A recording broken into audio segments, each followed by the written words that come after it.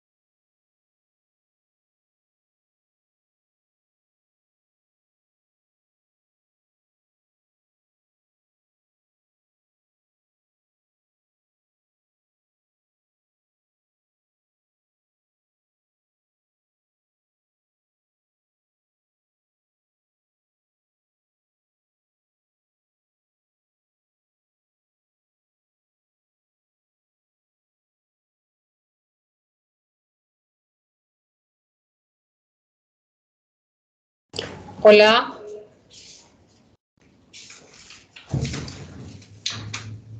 Hola, hola. ahora sí ¿Estamos tenemos. listos? Sí, listo. Gracias, Doc. Bueno, perfecto. Entonces, repito esta linda introducción que les decía, y es que cuando hablamos de la ruta de vejez es una ruta que nos compete a todos, porque tenemos padres, tenemos tías, tenemos abuelos, muchos que, digamos, queremos verlos envejecer de la mejor manera. Y la ruta de envejecimiento, la ruta de vejez como tal, pues nos compete a todos los que también de una u otra manera nos proyectamos más allá. Por ley, en Colombia nos denominamos personas mayores a partir de los 60 años. Y es una ruta compleja porque sabemos que empieza a los 60, pero no sabemos cuándo termina. Tengo una paciente de 116 años y por eso se lo digo. Eh, Antes de la resolución 3280 del 2018 solo hablábamos de PIP de acuerdo a la 412 del 2000, que a muchos nos tocó, pues digamos, hacer todo este proceso, pero la 412 llegaba hasta los 59 años y se pensaba que después de los 60 ya no se podía hacer promoción de la salud. Y lo primero que nos invita a la resolución es cómo queremos ser vistos y tratados en la vejez. La Organización Mundial de la Salud propone la década del envejecimiento saludable 2021-2030. Y esta década tiene 4 ejes fundamentales. El primer eje es cambiar nuestra forma en cómo vemos, percibimos y tratamos a la vejez. Y digamos, hay otras metas enfocadas en el trato humanizado, adaptando los servicios a las necesidades, sobre todo aquellos que necesitan un cuidado especial. Entonces, ¿cómo queremos ser llamados? ¿Cómo queremos ser tratados? ¿Qué esperamos de nuestro médico? ¿Qué queremos detectar a tiempo? ¿Qué quisiéramos prevenir? ¿Y qué herramienta quisiéramos recibir por parte de nuestro personal de salud? Y aquí yo le pregunto a muchos colegas, bueno, ¿cómo te ves en tu vejez? Y ninguno me responde, pues como médico a mí me gustaría tener el colesterol por debajo de 200, las tensiones por debajo de 140/90. No, la respuesta es, yo quisiera ser independiente, no quiero ser carga para nadie, quisiera viajar, vivir enamorado, tomarme un vinito con mis amigos. Entonces, cuando hablamos de una ruta de vejez, desde la detección temprana empezamos a obligatoriamente a cambiar los estereotipos, ¿sí? Como, digamos, cada vez vemos en noticias, ustedes ven también por ahí en mis redes sociales, que coloco esos seres extraordinarios que pronto, pues digamos, serán la normalidad. Personas mayores que decidieron cambiar sus actividad física, que empezaron a iniciar maratones, parapentismo, que se volvieron a enamorar, que hicieron empresa. Aquí, digamos, en medio de la pandemia, don Lucio Chiquito, un ingeniero paisa, a sus 104 años presentó su tesis de doctorado al Reino Unido. Y cuando le preguntaban, don Lucio, pero usted a los 104 años y todavía estudiando, y la respuesta fue contundente. Mijita, después de muerto es difícil aprender. Entonces, cuando cambiamos nuestra percepción sobre las personas mayores, los tratamos como personas, no desde la caridad, no como el viejito, el abuelito, ¿sí? No los infantilizamos. Que los años no llegan solos, es cierto, llegan con muchas ventajas, pero necesitamos conocer los procesos fisiológicos del envejecimiento para saber que cuando el riñón y el hígado envejecen, también las dosis de los medicamentos deben bajar para lograr el mismo efecto. Que me atrasan la agenda, que se demoran mucho, depende de cómo yo manejo la consulta, de cómo le doy las herramientas para que contesten rápidamente una encuesta o cómo genero, digamos, esa empatía emocional. ¿Que es mejor que los vean muchos especialistas? No, tenemos que generar un médico de cabecera, alguien que genere confianza, alguien con cual ellos puedan desahogar sus miedos, porque claramente estamos en una época en que no sabemos cuánto vamos a vivir. No hay que estar reformulándolos, hay que siempre pensar ante un síntoma nuevo si hace parte de un efecto o una reacción adversa de un medicamento previamente formulado antes de añadir uno más, porque a esto se le llama la cascada de la formulación. Que ya no tienen vida sexual y que no les gusta aprender cosas nuevas, mentira. Eso de que el loro viejo no aprende a hablar, solo le pasa a los loros. Miren ustedes lo que pasó aquí en Colombia. Antes de la pandemia teníamos 11.200 personas mayores de 100 años y hoy, en el 2022, tenemos 24.300 personas mayores de 100 años, pero digamos, le tenemos miedo a la vejez, pero no al número de años, a la discapacidad. Y como siempre son los que envejecen son los demás, pues nunca pensamos qué va a ser de nuestra vida cuando nos jubilemos. Y muchas veces nosotros, los profesionales de la salud, terminamos autoformulándonos. Pero miren lo que está pasando en Colombia cuando hablamos de discapacidad. Lamentablemente, ¿sí? En Colombia, el 14% de los mayores de 60 años necesitan ayuda de otra persona para bañarse, desplazarse, comer, ser continentes. Y este porcentaje pues, es muy variable dependiendo la región del país donde nos encontremos. Si yo no quiero ser carga para nadie y la mayoría de estas discapacidades se pueden prevenir, pues ¿a qué le apunto? A generar nuevos lenguajes en envejecimiento y vejez. Entonces sale la resolución 3280, muy romántica a mi manera de ver. Digamos que cuando yo trabajé en el Ministerio de Salud, ayudamos a generar estos lineamientos, pero pues claramente en la forma en cómo se van a aplicar y cómo se va a hacer, digamos, el tamizaje de las personas mayores en toda la gestión del riesgo, pues, digamos, requiere tiempo. Y aquí es donde nos ponen a todas las EAPBs a mirar la manera en cómo vamos a gestionar la manera de hacer detección temprana, hacer resolución de problemas y mitigar impactos. Luego, el 10 de septiembre del 2020, Colombia fue el séptimo país en firmar, ratificar la Convención Interamericana de Derechos Humanos de Personas Mayores. Y aquí, digamos, ya este año se depositó en la ONU, haciendo que esta norma constitucionalmente sea de primer orden, es decir, de obligatoriedad para el país, generando acciones de cuidar al cuidador, de atención humanizada y diferencial y centrada en la persona mayor, pensando siempre más en sus capacidades que en sus necesidades. La resolución nos habla de una valoración geriátrica integral, que no necesariamente la tiene que hacer un geriatra. Claramente, la resolución es clara que todos los médicos generales y médicos familiares deben estar capacitados en geriatría y gerontología para hacer parte de la ruta. Lamentablemente en Colombia solo el 5% de las facultades de medicina ven geriatría en pregrado. Yo por lo menos me gradué de la Universidad del Rosario y no vi geriatría durante mi preparación. Y esto nos lleva a ver el primer problema cuando hablamos de la aplicación de la ruta en vejez.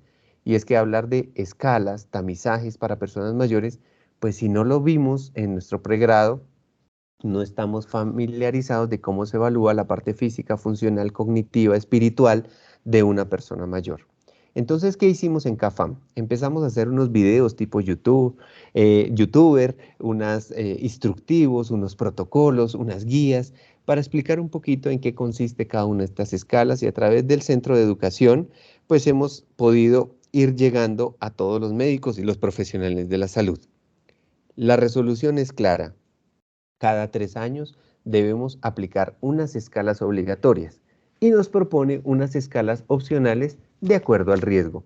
Escalas obligatorias. El Mini-Mental State. El Mini-Mental me mide la memoria, la orientación, digamos, todos los procesos cognitivos. Es una escala muy gruesa, es decir, que me va a detectar por lo general aquellas personas que ya tienen un deterioro cognitivo, digamos, entre moderado y severo, pero la pongo de primero y le pongo un número 1 ahí, y es porque si una persona tiene un deterioro cognitivo, pues responderme el resto de preguntas va a ser complejo y necesito pedirle ayuda a un familiar, a un cuidador. Y aquí hay un mensaje poderoso. No anulemos a las personas mayores cuando las estamos evaluando. A veces llegan a consulta o llegamos a consulta domiciliaria y nos dirigimos a la hija o al cuidador. Cuénteme por qué lo trae, qué es lo que le duele y como para salir rápido del camino. Y esto pues, no nos permite hacer una evaluación humanizada y diferencial. Después viene el índice de Bartel, que ustedes saben que me evalúa las actividades básicas de la vida diaria y aquí pues me ayuda a tomar decisiones sobre a quién evalúa a nivel domiciliario o quién, digamos, se puede desplazar a un centro.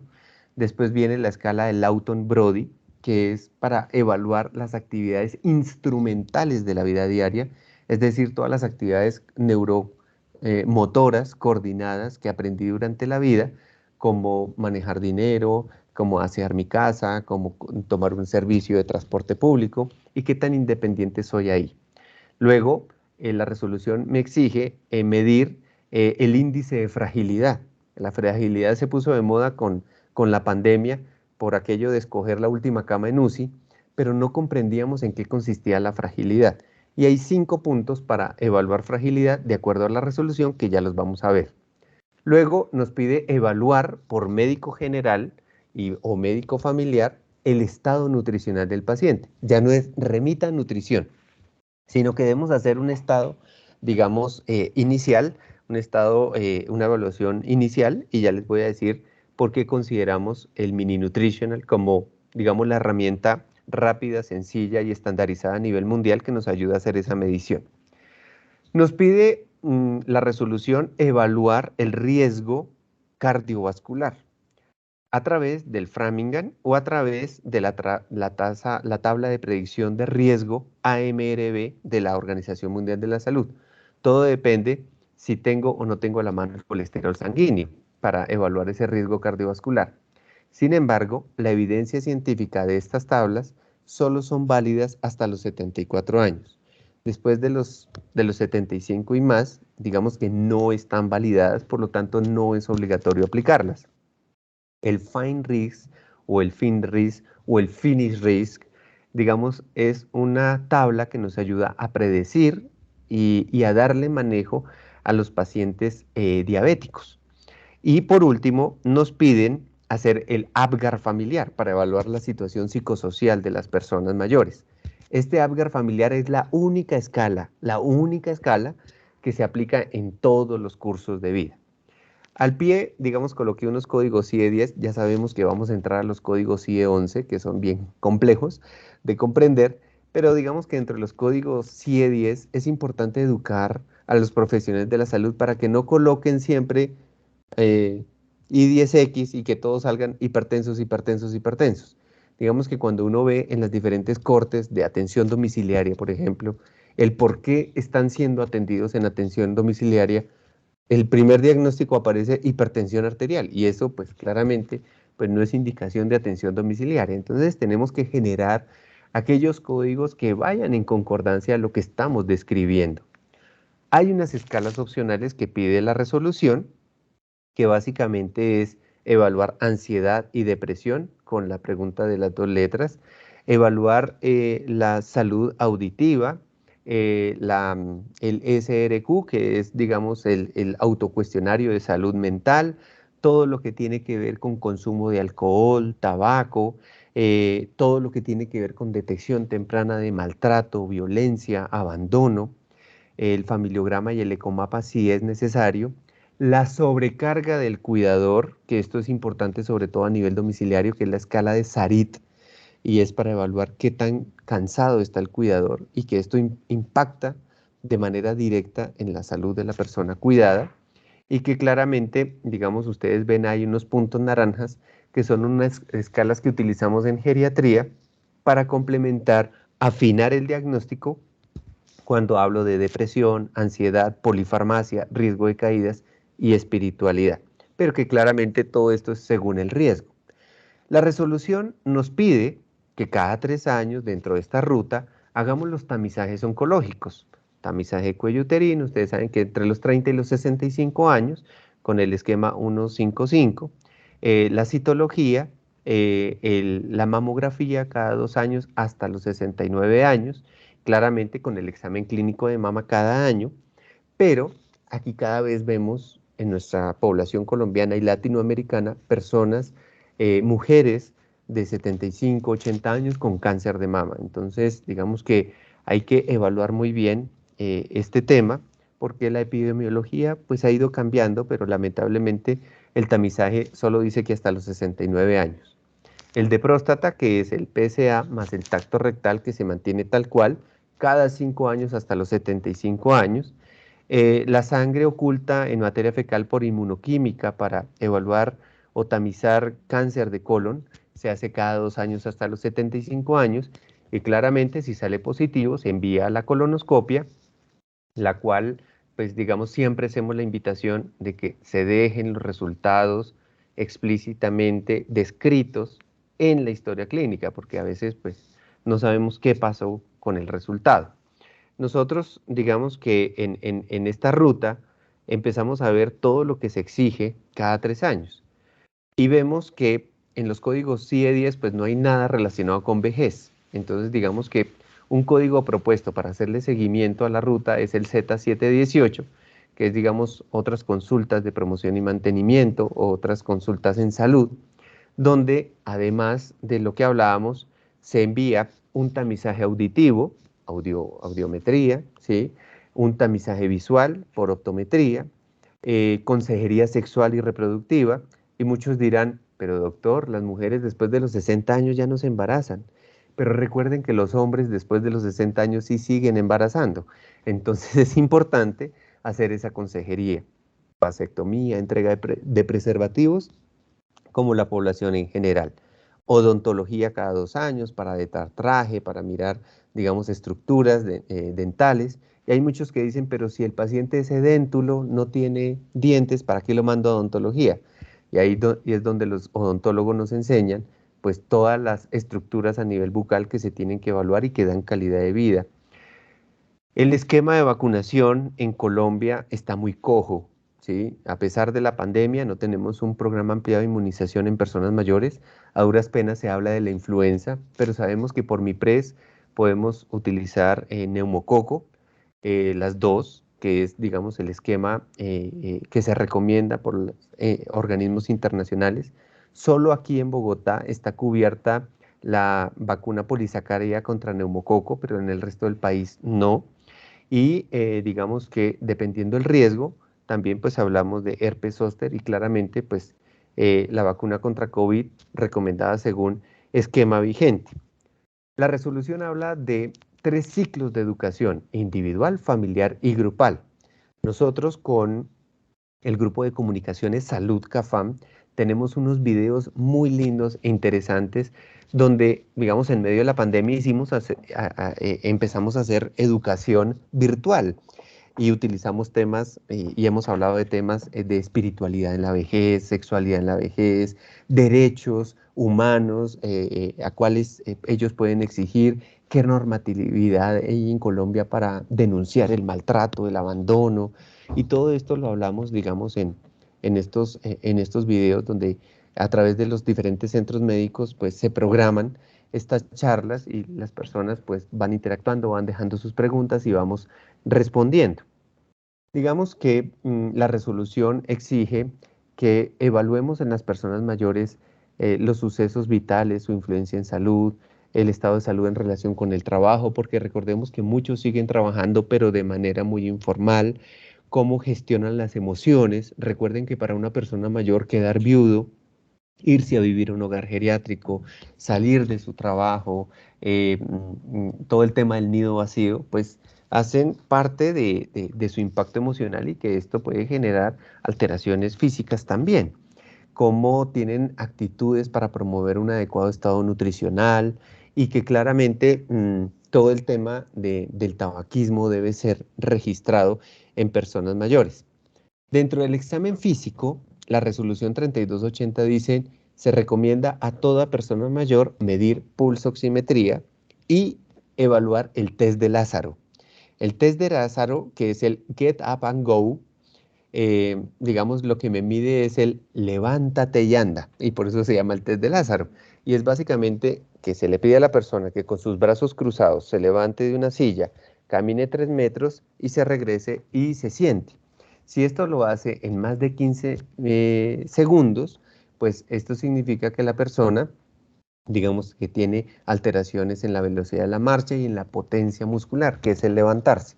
Claramente, si vemos que la persona tiene grandes limitaciones físicas evidentes, donde yo no puedo hacer este examen, pues simplemente lo escribo en la historia clínica. Nosotros, al ver, digamos, la angustia de muchos colegas que nos decían, ¿a qué horas vamos a hacer todo lo que exige la resolución?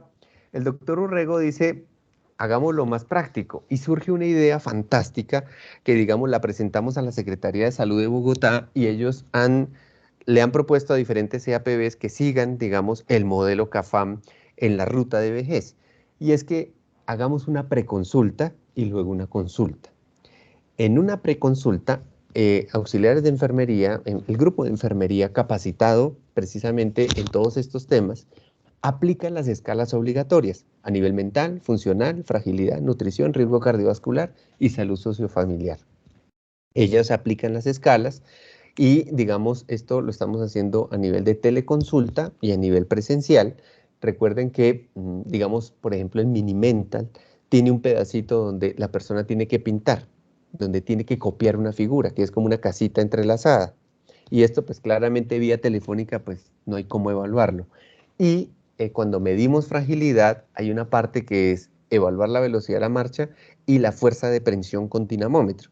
Y esto, pues por teléfono también es complejo. Entonces, digamos que cuando faltan estos componentes, se deja escrito en la historia clínica para que el médico, cuando lo vea de manera presencial, termine, digamos, la valoración completa.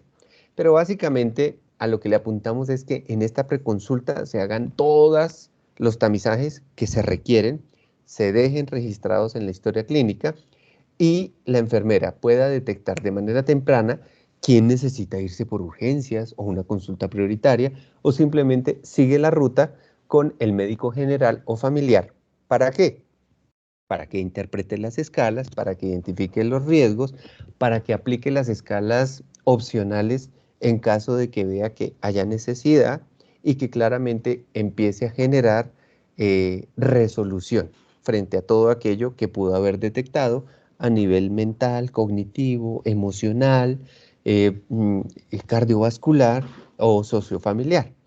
Lo ideal es que podamos remitir a geriatría aquellos casos muy especiales que requieren seguimiento y control, sobre todo aquellos que tienen un estado de fragilidad, una demencia, ¿sí? Un alto riesgo psicosocial y que podamos dar, digamos, un cumplimiento a la ruta. Esto como tal, digamos, es el muñequito que nos explica la ruta de una manera muy sencilla y que nosotros, digamos, a través del aplicativo Vigor, porque al principio, digamos, en la historia clínica no encontrábamos dónde o cómo hacer rápidamente todas estas escalas, diseñamos, digamos, en Excel todas las escalas para que la persona que le esté aplicando simplemente dé clic y pueda hacer una sumatoria automática del resultado y al final, cuando sale el resultado, también le salga, digamos, los direccionamientos. A esta persona le iría muy bien iniciando terapia física, esta persona debería tener una consulta ya especializada por nutrición o por psicología, y digamos que esto es lo que estamos integrando a nuestra nueva historia clínica. ¿Para qué? Para poder extraer los datos de una manera mucho más rápida y poder dar respuesta a nuestro grupo de epidemiología frente a las aseguradoras y frente al sistema de salud colombiano de cómo está nuestra población. Por ejemplo, en Famisanar nos dicen, evalúen muy bien el estado nutricional, pero también no dejen de evaluar la salud visual, auditiva, la morbimortalidad y los tamizajes oncológicos. Nueva EPS, por ejemplo, nos dice, además de las escalas, tengan muy en cuenta los pacientes con EPOC, ¿sí? Y todo el tema de que la persona se le toma un examen, por ejemplo, una citología, y sí reclamó el resultado, y que por favor quede escrito en la historia clínica. Todos los tamizajes de riesgo, como VIH, hepatitis B, hepatitis C, serología, pues se hacen de acuerdo a el riesgo de la persona. Pero hepatitis C se pide a todo mayor de 60 años una vez en la vida, ¿sí? Sí o sí. Y esto, digamos, es también parte de lo que exige la resolución 3280. Como nadie empezó a hacer, porque miren que esto fue desde el 2018, nadie empezó a trabajarle al tema porque no habían geriatras que capacitaran a sus equipos de salud, porque a nivel regional era muy complicado conseguir dinamómetros. Pues el Ministerio de Salud el año pasado saca la resolución 202 y dicen, en vejez necesitamos que inicien ya. Nosotros en CAFAM hemos sido ejemplo para Bogotá y el país, porque pues ya hemos ido iniciando. Pero digamos en esta resolución 202 nos dicen, evalúen muy bien el nivel educativo para que no hayan sesgos a la hora de evaluar el mini mental test, ¿sí?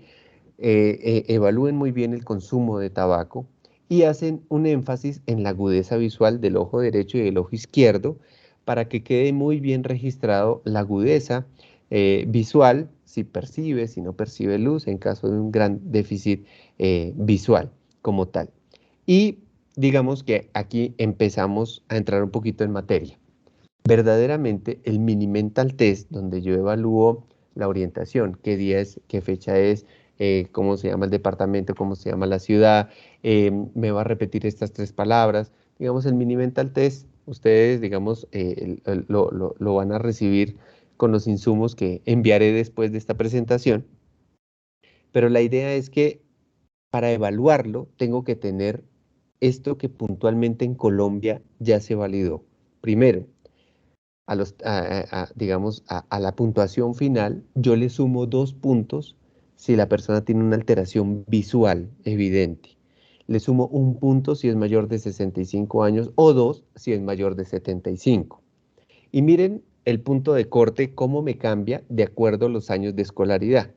Yo puedo hablar que hay una sospecha de deterioro cognitivo si la puntuación fue por debajo de 21, si la persona solo hizo hasta tercero o quinto primaria, ¿sí? Pero el punto de corte es 24 si terminó el bachillerato o hizo algo de bachillerato, o el punto de corte es 26 si terminó el bachillerato, hizo, digamos, algo más, algunos estudios más técnicos, universitarios y demás. Y esto es importante a la hora de interpretar el mini mental test. El Bartel, a veces vemos esta escala de 0 a 100, que uno dice, que si come solo, que si se viste solo, que si se asea solo, que si camina solo, pero hay que saber hacer la pregunta, porque cuando dice comer solo, la puntuación depende si es capaz de coordinar cuchillo y tenedor. Vestirse solo es completamente, no es que el hijo le pone los zapatos porque no puede, ¿sí? Bañarse solo, y a esto hay que ponerle, digamos, ese toque humanista, porque a veces uno dice, ay no, pero eso, con un esfuercito lo hace, pero uno ve que con ese esfuercito el paciente fácilmente se puede caer porque, digamos, tiene una alteración del equilibrio, tiene una sarcopenia, y entonces tenemos que ponernos un poquito también del otro lado. La interpretación del Lawton y Brody, digamos que nos ayuda a mirar, como les decía, estas acciones neuromotoras de tomar su propio medicamento, manejar su dinero, hacer el aseo de la casa, lavar la ropa, cocinar, y nos genera, digamos que una puntuación como tal. Acá yo siempre les hago énfasis en que los hombres mayores, ¿sí?, vienen de una cultura diferente a la nuestra. Entonces, cuando estamos haciendo esta aplicación de esta escala y uno les pregunta, bueno, ¿usted hace sus propios alimentos? No, mi señora es la que hace los alimentos en la casa. ¿Usted lava su ropa? No, mi señora es la que lava la ropa. Entonces uno dice, o la empleada. Entonces ahí uno tiene que ser consciente de que no es porque el personaje no lo pueda hacer o tenga alguna limitación, sino porque hay otra persona que lo sustituye. Entonces ahí uno puede decir, en caso de que no esté su señora o no esté la empleada, usted estaría en capacidad de lavar su ropa, de hacer su comida, de manejar el dinero, ¿sí? Y ahí podemos, digamos, evitar sesgos a la hora de la interpretación. El índice de fragilidad es complejo, porque les digo, nos exige dinamometría, fuerza de presión, y esto se mide por kilogramo de peso. Nosotros, digamos, ya adquirimos 5 dinamómetros en CAFAM y necesitamos, pues, digamos, que estos lleguen a consulta domiciliaria y demás, porque me mide 5 cosas el índice de fragilidad. Primero, la actividad física. ¿Qué tan activo es la persona en el día a día? De salir a caminar todos los días o hacer ejercicio vigoroso, o si la persona es sedentaria, si ha perdido peso de manera involuntaria, la fuerza de prensión, el autorreporte de cansancio de energía, de usted vive cansado, agotado la mayor parte del tiempo, sí señor, ahí ya 1 punto. Y la velocidad de la marcha, que requiere, digamos, un entrenamiento para evaluar cómo se hace.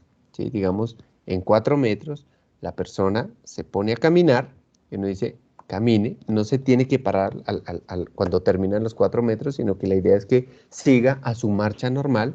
Yo paro el cronómetro a los 4 metros y digo, en 4 metros caminó, los 4 metros los caminó en tantos segundos, ¿sí? Entonces, en un metro, ¿en cuántos segundos lo hace? Hay que hacer una regla de 3 para la interpretación de la velocidad de la marcha.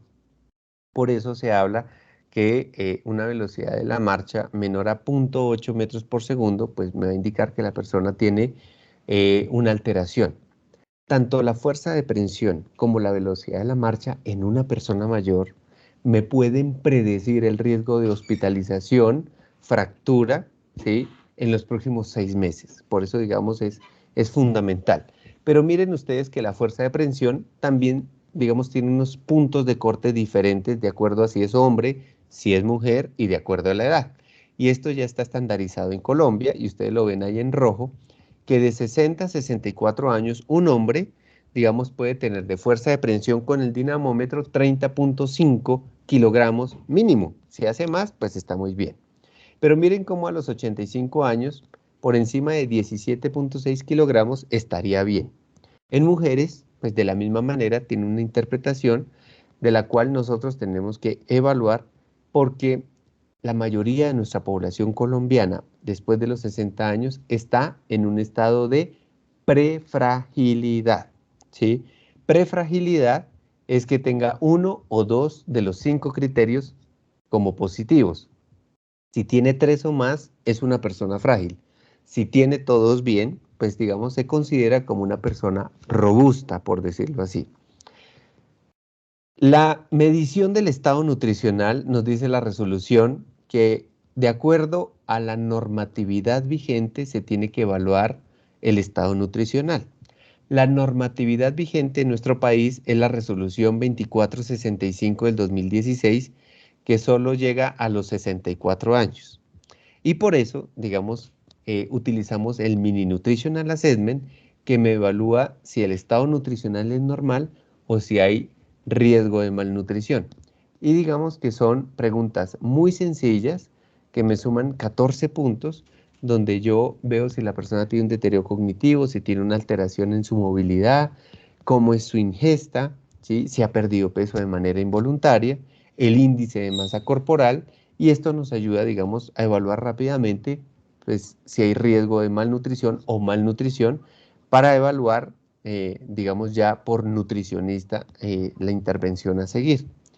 El riesgo cardiovascular, pues no está de más recordar que pues está validado entre los 30 y los 74 años, que Colombia tiene un factor convertidor o, o de corrección como tal, donde el porcentaje se debe multiplicar por 0,75 al final para hacer una interpretación adecuada tanto para hombres como para mujeres.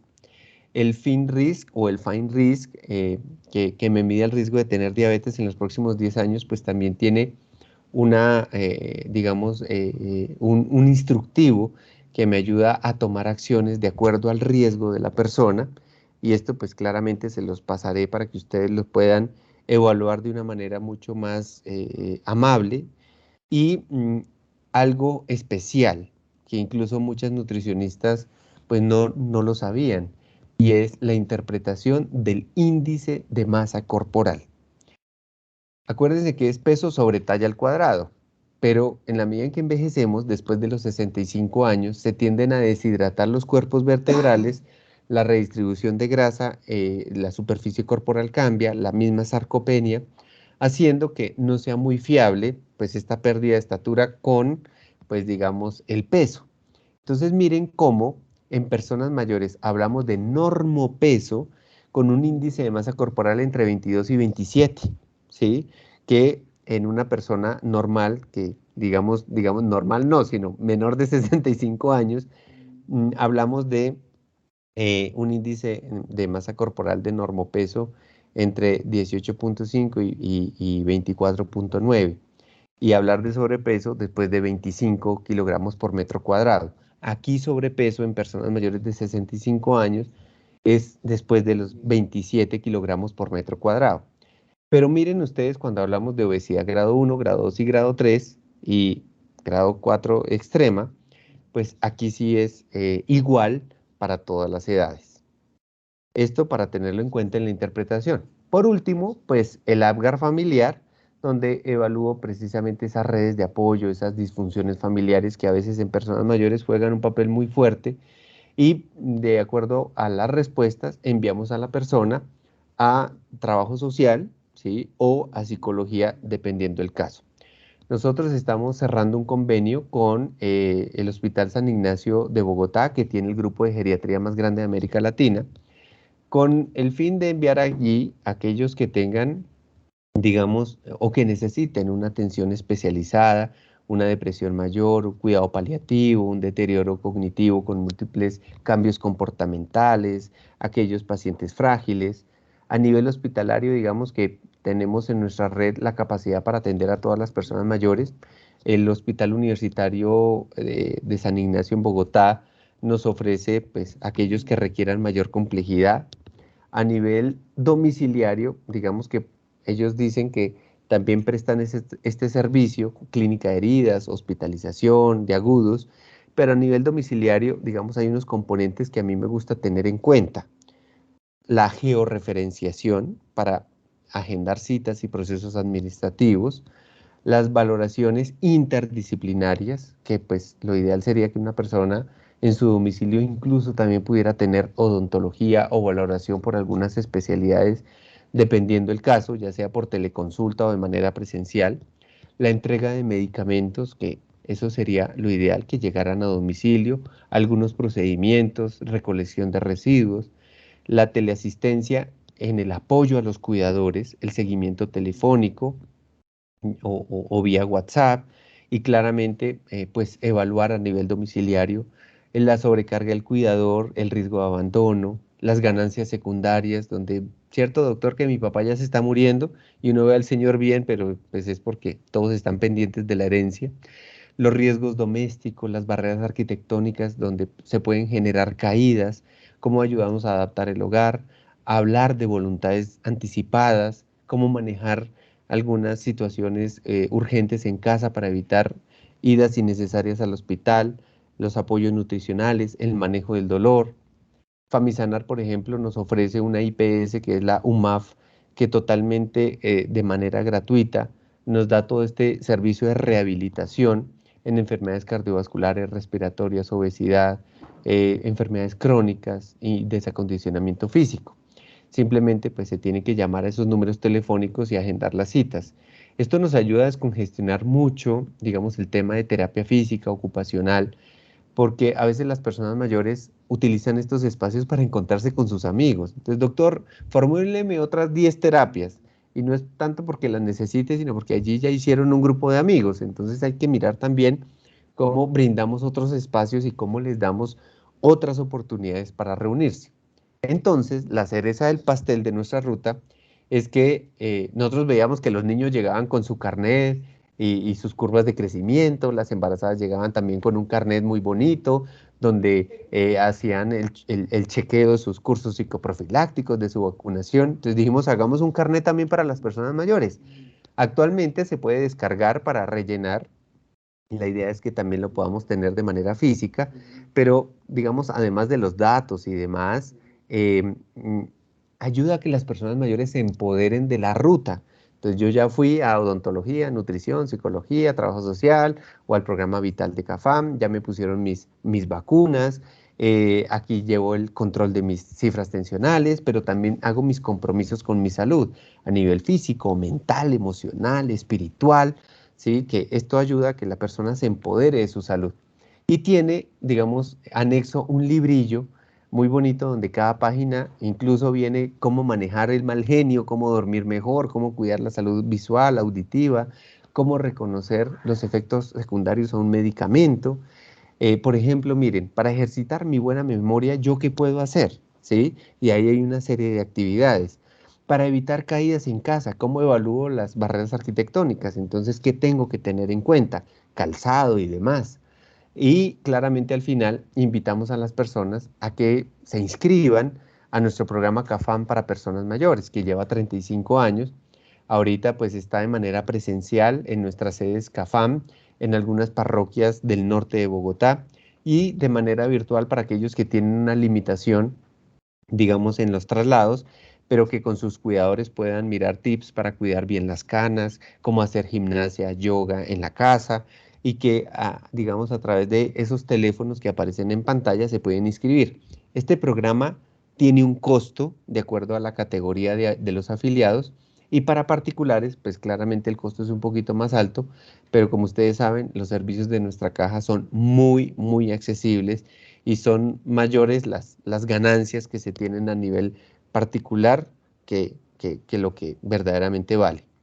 A nivel de nuestra Fundación Universitaria CAFAM, estamos ya haciendo unos cursos para cuidadores, para ayudar a auxiliares de enfermería que quieren profundizar todo el tema del cuidado de personas mayores.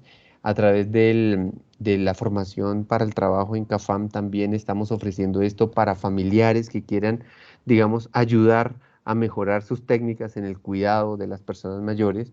Y yo siempre los invito al final a pensar como caja. Si yo quiero mantenerme sano y saludable, qué chévere que mi caja de compensación me pueda ofrecer una bolsa de empleo si yo quiero seguir trabajando a mis 70 años, que me ayude a formarme en competencias, que me den servicios turísticos para planes de solos y solas después de los 70 o para hacer nuevos amigos allá en Cafán Melgar, ¿sí? Arte, cultura, proyectos sociales y de voluntariado, que todo esto en definitiva me genera salud, bienestar y tener personas mayores sanas y saludables por el mayor tiempo posible. Entonces, mis queridos amigos, esta era la información que les quería transmitir. Claramente, pues ustedes me pueden escribir, pueden entrar en contacto conmigo todo el tiempo. Yo estoy ahí al frente de esta coordinación y que claramente estamos pues para apoyarnos, para aprender unos de otros, pues de todo lo que se nos viene en este proceso de envejecimiento y vejez. Entonces quedo atento a cualquier pregunta que ustedes a bien tengan hacerme y claramente pues a la doctora Liliana le enviaré los soportes para que ustedes puedan ya ver de manera, digamos, más puntual los protocolos, las escalas, para que puedan, digamos, conocerlas de manera ya particular. Muchas gracias, Doc. No sé si alguien tenga alguna pregunta.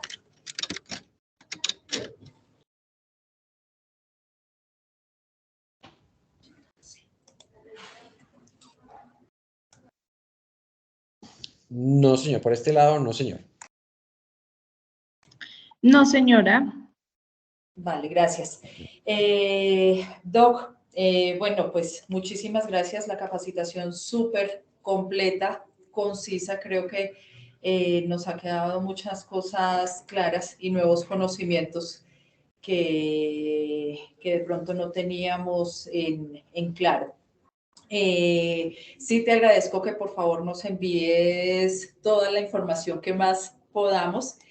Pues vamos a revisar el tema del diligenciamiento de las escalas, pues para poder dar alcance a lo que más podamos y pues trabajar en conjunto.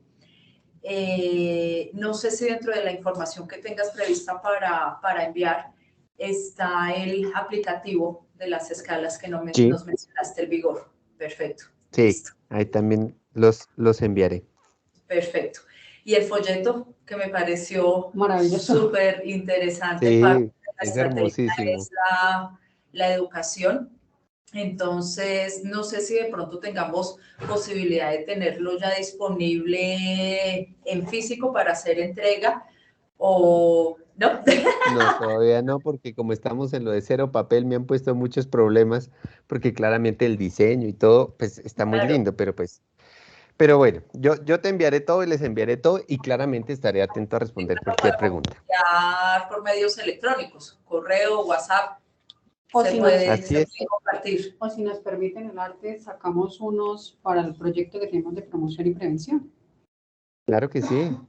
Ahora. Doc, quería contarle pues que acá nosotros también estamos manejando una población grande de paciente crónico y paciente agudo en servicio domiciliario, y escuchándolo pues vemos que hay mucho por aprender. No sé si podemos tener otro espacio donde Claro, podamos pueden abusar de mí todo lo que quieran. Para eso estoy. antiviroterapia en el adulto mayor, porque sale muchísimo paciente con infección de vía urinaria y es continuo. Tenemos pacientes con Alzheimer en proceso de rehabilitación, pues de la parte física. Y estamos teniendo muchas dificultades con el tema de salud ocupacional, porque no tenemos ocupacionales, terapeutas ocupacionales. Entonces, ¿cómo llegar allá también? Si no hay terapeuta ocupacional, ¿cómo podemos aportar un poquito más? Claro que sí. Hay buenas herramientas que les puedo dar para poner también a los cuidadores un poquito en ese rol terapéutico en casa. Claro que sí. Entonces, estaremos aquí organizando con la dirección médica y lo estaremos llamando para ver cómo podemos